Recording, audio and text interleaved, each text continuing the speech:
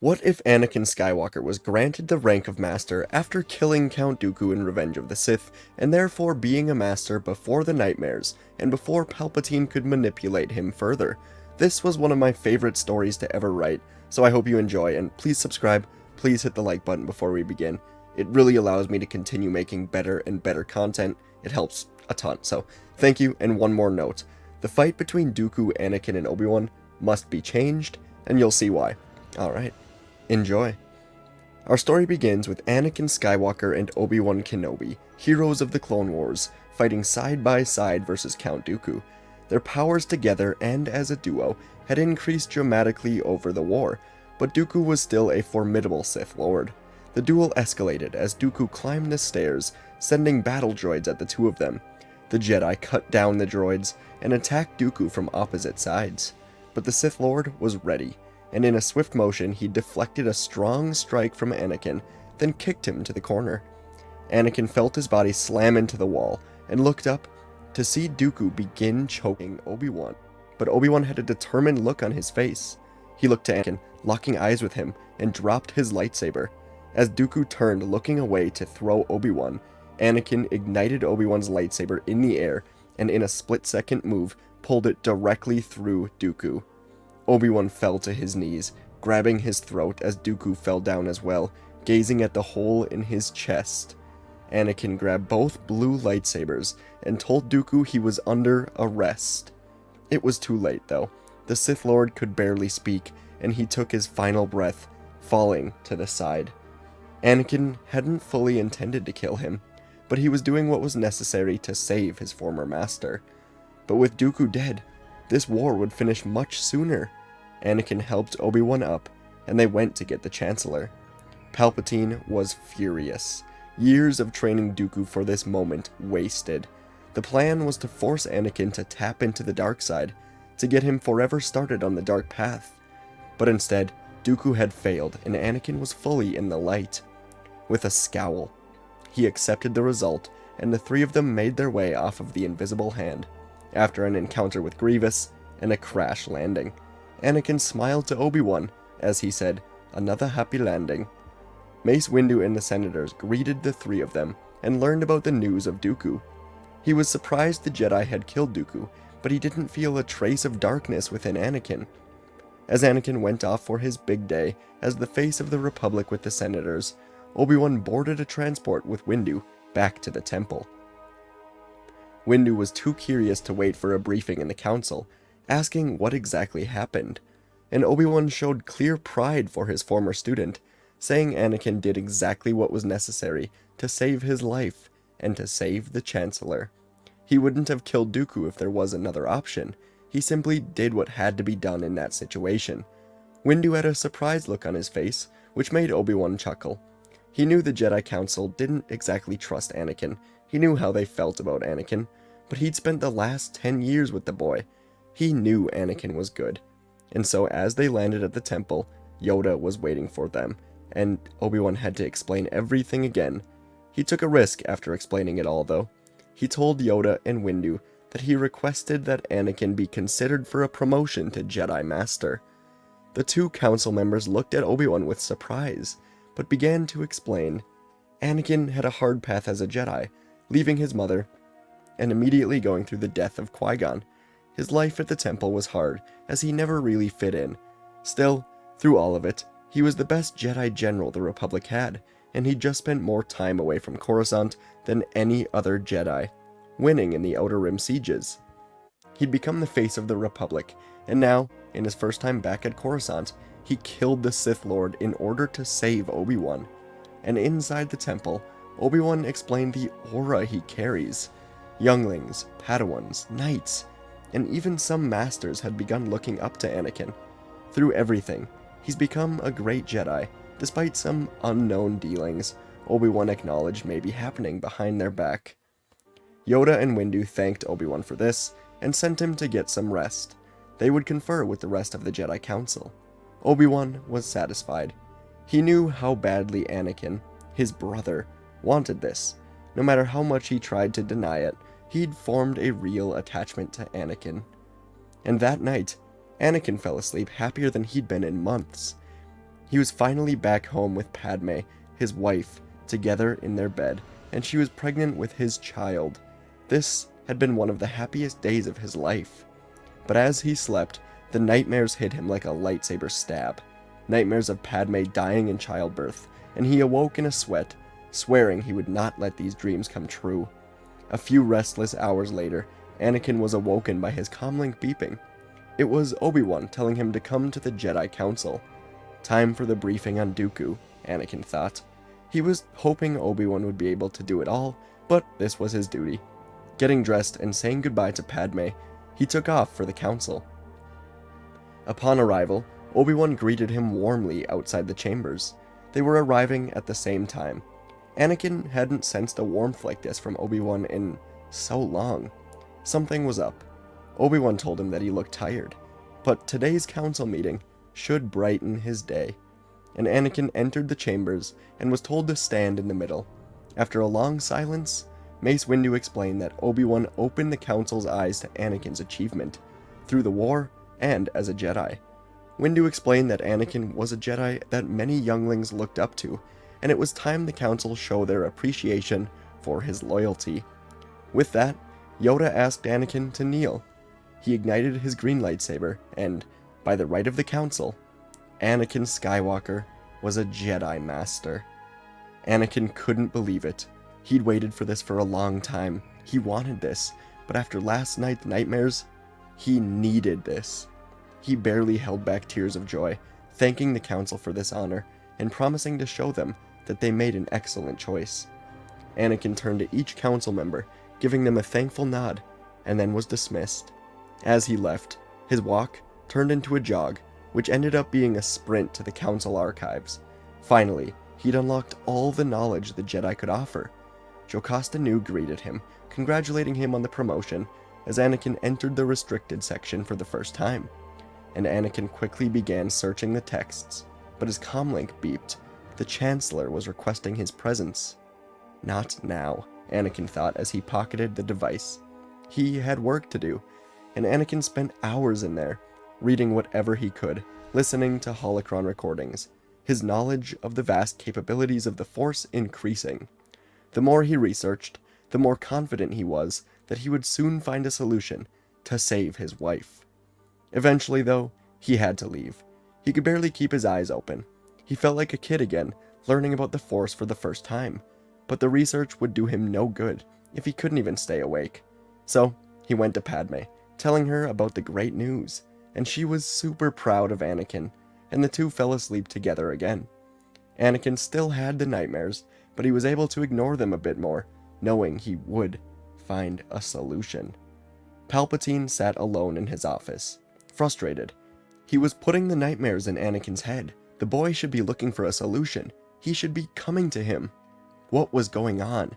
Palpatine had planned to place Anakin on the council as his special advisor to further bend the relationship between Anakin and the council, but he couldn't even get him to show up here. And in turn, the council never asked Anakin to spy on Palpatine, as he was never promoted to the council.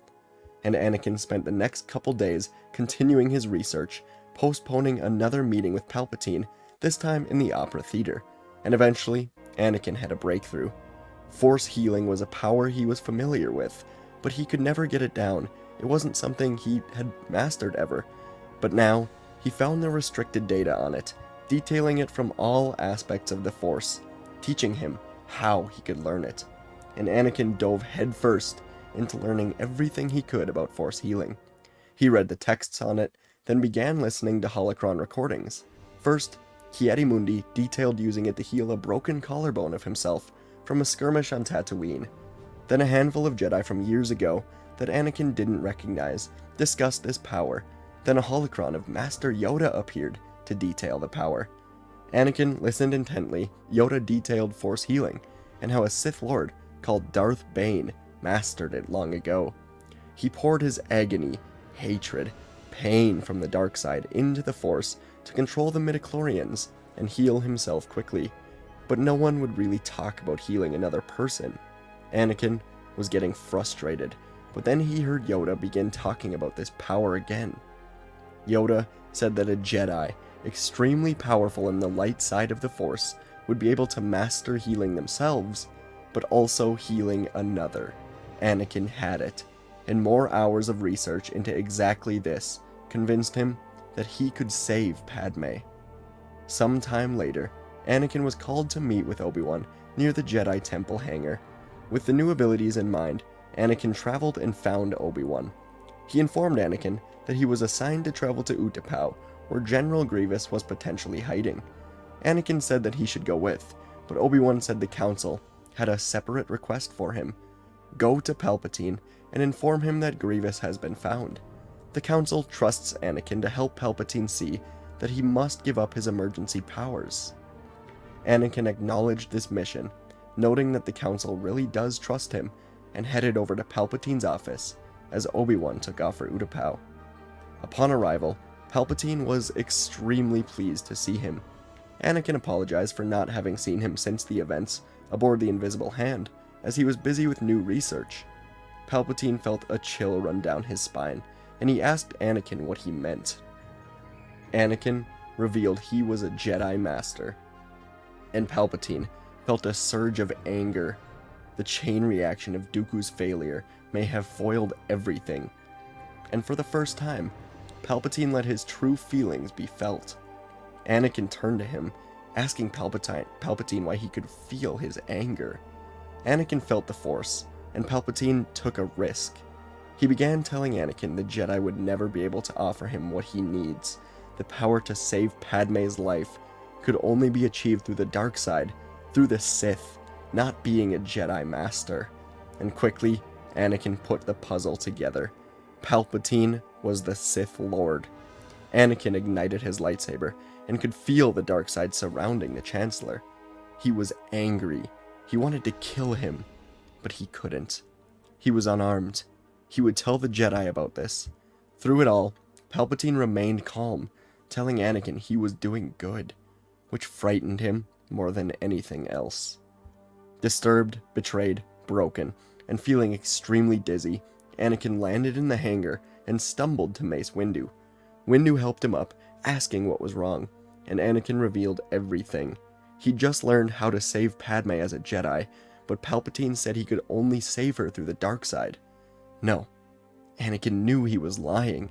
He manipulated the war, manipulated him for years, tried to assassinate his wife. He must pay. Mace Windu felt Anakin's light side resolve in the Force, and asked him to come with him, Masters Fisto, Tin, and Kolar. Anakin boarded the transport, and the 5 Jedi Masters made their way to arrest Palpatine. Anakin's mind was much clearer as they walked together to the Chancellor's office. Upon entering, they spread out, igniting their lightsabers and telling him he was under arrest. Palpatine knew he had but one option left. Show Anakin the true power of the dark side. Make him choose. Without even speaking, Darth Sidious moved with inhuman speed, his red lightsaber a blur through the air. In the immediate chaos that ensued, Saesee Tin was stabbed right through the chest. Aegon Kolar swung down on the Sith Lord, but Sidious spun backwards, cutting him in half from behind. The Jedi fall dead, leaving only Anakin, Mace, and Kit to defend against the dark menace. The 3 of them quickly regained their composure and attacked Sidious now, with attacks that would immediately kill almost any other being in the galaxy. Sidious spun, flipped, and slid around them to perfectly block every strike. He sees an opening, cutting Kit Fisto across one eye, but Anakin stepped in before Fisto was killed, blocking the lightsaber in the right moment. Darth Sidious backed up, reveling in the confrontation, approaching his desk, cackling with haunting laughter as he battles his adversaries. He taunts Anakin, trying to exploit the young Jedi's inner conflict. Mace Windu sensed the Sith Lord's intent to turn Anakin, and struck with a lethal intent. Known for his mastery of Vapad, a lightsaber form that channels the dark side, he used the Sith Lord's aggression against him, redirecting his own power back towards him. Kit Fisto, rejoining the battle with a blinded eye, took Sidious by surprise with his dueling abilities, despite losing the eye. Anakin focuses fully on the here and the now, going at Sidious with speed and strength that he's never shown before. and as the battle rages on, the Jedi Masters begin to gain the upper hand, pushing Sidious back with relentless power, the power of their combined strength clearly giving them the upper hand. Darth Sidious, now realizing how much he is overmatched, resorts to desperate tactics, using the dark side to hurl objects at his opponents. But Anakin, Mace, and Kit stand their ground, continuing their advance, redirecting the hurled objects back at the Sith Lord.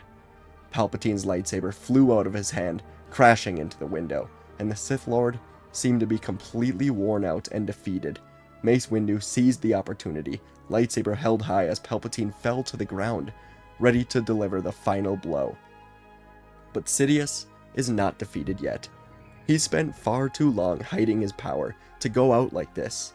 Realizing the Jedi think they've won, Sidious blasted torrents of lightning directly into all three of them, catching them off guard.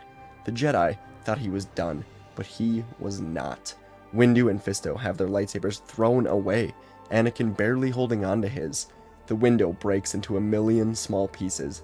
Shards pierce the skin of all three Jedi as lightning consumes them.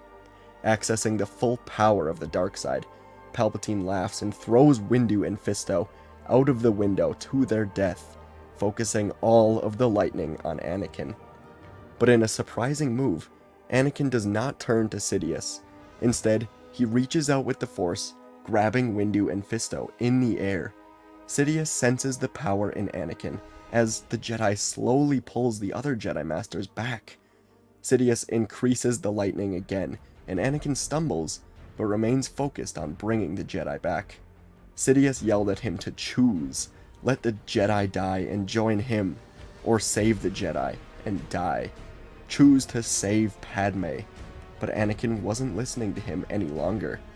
As Anakin focuses on holding on to Windu and Fisto, he calls upon his new powers. He has learned to use the Force to heal himself. Weeks ago, this lightning would have burned him within seconds, but now he used the Force to heal his body as the lightning consumed him. He was accessing all of the power he possibly could. Finally, he placed Windu and Fisto safely inside the office, and turned to Sidious. He caught the lightning in his hands, the pain beginning to get to him, his abilities starting to wane. And as Anakin felt his body give in, he pushed the lightning as hard as he could back at the Sith Lord. With that final move, an explosion of the Force and the lightning went straight back at Sidious, evaporating him completely and throwing Anakin against the wall. Burned through his skin, Anakin opened his eyes one final time to see Sidious completely gone, and the two Jedi Masters safe. Then, Anakin let go, feeling everything go dark. Days later, Obi-Wan Kenobi and Padme walk through the Coruscant Medical Facility where Padme had recently given a safe birth to twins. The nightmares were fake. Padme had not died in childbirth. She'd given birth and survived, and now she and Kenobi walked into a new room, each of them holding a crying baby. When Padme first learned of Anakin's fate, she was heartbroken, but now, upon learning of this, she had survived childbirth without a broken heart, and as they entered this new room, they looked on and smiled with immense joy as Anakin Skywalker opened his eyes for the first time in days. After everything went dark for Anakin in Palpatine's office, he thought it was the end. He'd given himself to the end, to the Force. But Mace Windu and Kit Fisto were there, and they grabbed Anakin, doing everything they could to keep him alive as they sprinted to find help. They brought Anakin to a medical facility just in time, allowing for the medical droids to get to work, and they saved him, but it came at a cost. Anakin's chest and lungs were so severely burned that they were almost impossible to repair, but a set of armor was designed for this type of event from back in the days of the Jedi vs. Sith wars. Electric burns were much more common back then, and Anakin was placed in a suit of armor with breathing tubes that would put him back to full health. It was the best armor in the galaxy, used to protect his ruined skin, and could be removed at home as long as the breathing tube stayed on. His limbs were intact, his face was intact, his hair was intact. It was just his chest and lungs that were severely damaged, as that's where the lightning poured in the most from Palpatine. It saved his life, and as Anakin opened his eyes, He could feel the difference. It was different, but better almost. He felt stronger, and he looked up for the first time in days to see two children, with Padme and Obi-Wan, crying, as they were happy to see Anakin survive. They embraced each other, and Anakin met Luke and Leia for the first time. While Anakin was out, the Republic had changed. There was initially uproar about the death of Palpatine, but without his interference, the Jedi found clear and obvious evidence that he was working with the Separatists. He was responsible for the death and suffering of trillions, and would have been put up for execution if the Jedi had arrested him. So the Jedi were forgiven, and Senator Bail Organa was elected to Chancellor. The Jedi were welcomed back as an ally, and Bail intended for them to help eradicate corruption in the Republic. Anakin and Obi-Wan both decided to take some time away from the Jedi Order. They went to Naboo to raise the children along with Ahsoka and Padme, but Padme was still very involved in the Senate. Luke and Leia were too strong in the Force to not be trained, so in time, they would be taken to the temple and become the strongest Jedi the Order has seen in hundreds of years. And folks, that's where our story ends today. What if Anakin was granted Jedi Master after killing Dooku? Let me know what you thought. Please do hit the subscribe button, hit the like button, helps more than you know, and do let me know what you thought of all this. I really enjoyed it, had a lot of fun, almost had a coughing fit right there. Anyways, thanks for watching, I really do appreciate it. Yeah, the channel's growing at a nice pace right now. I appreciate each and every one of you. It's so cool to see. So, thanks, have a great day, and I'll see you in the next video.